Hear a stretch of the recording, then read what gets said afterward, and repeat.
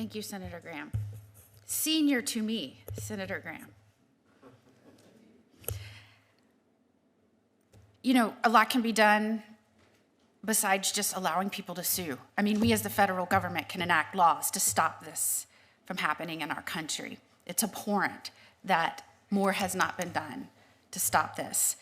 And I wanted to just touch on a few things I was confused by and hope that we can get some enlightenment on that. You know, I'm wife of a law enforcement officer. I was a federal prosecutor myself, going after transnational criminal organizations and drug traffickers. And it was not uncommon that those wishing to push poison into our United States were not U.S. citizens. In fact, many actions taken against cartel members or otherwise were against foreign nationals.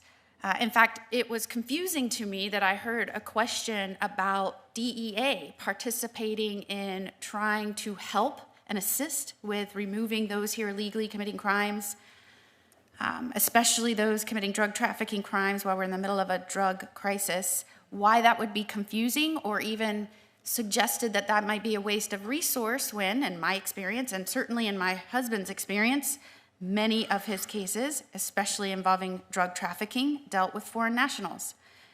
It's not surprising to me that they would enlist the Drug Enforcement Administration to assist.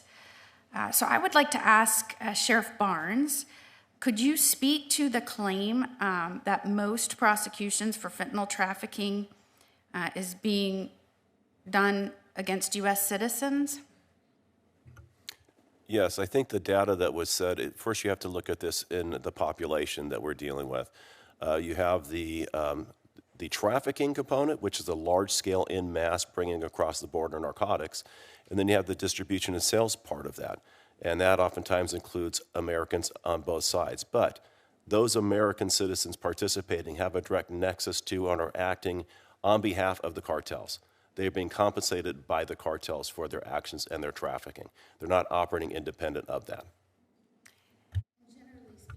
Generally speaking, Sheriff Barnes, once you have the upper echelons of cartels start pushing distribution down into the United States and others in the United States, that takes multiple people, correct? Thousands, in fact. Yes, it's a very organized marketing distribution network. But the profits, proceeds, and actors are all tied to the cartels. The drugs coming across have a nexus to the cartels regardless of citizenry.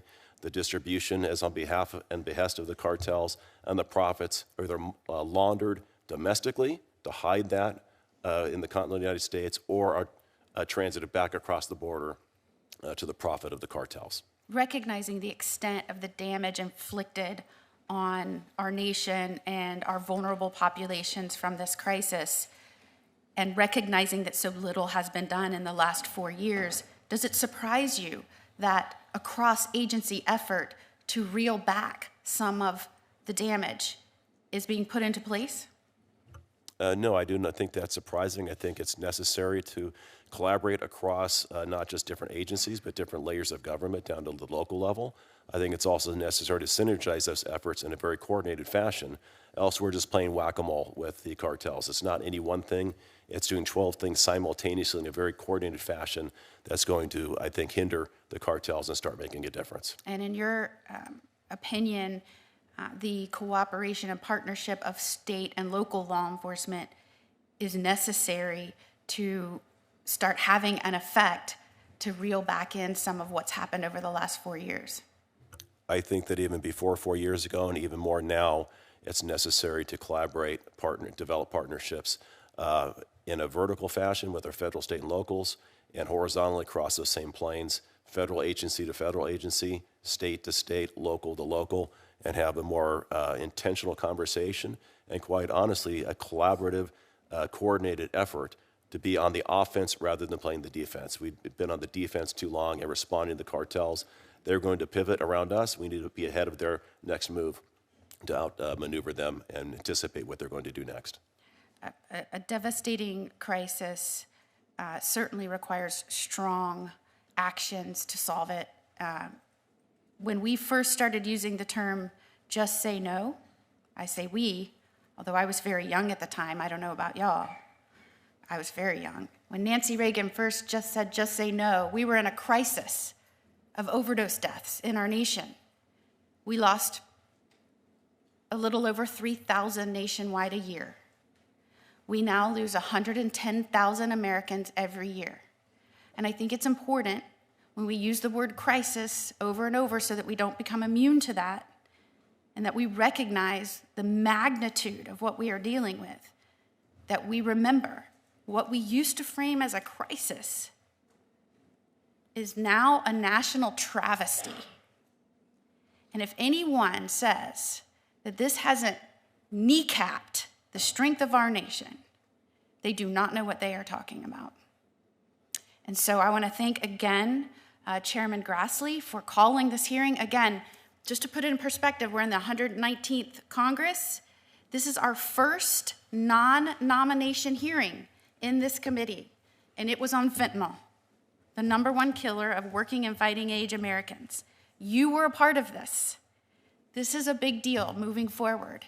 And hopefully the energy that not just our witnesses today brought, but the energy of everyone in this room, especially those that stood up and have felt this for so long and have directed that passion and that emotion towards change and progress. The 119th Congress hears you, we see you, and I'm going to be a squealer to make sure that they take action and move forward. So we appreciate you being here today. We appreciate all the witnesses for being here today. I used to be a judge before I went into this crazy, chaotic world of politics. I'm feeling back at home. The meeting is adjourned. Thank you so much.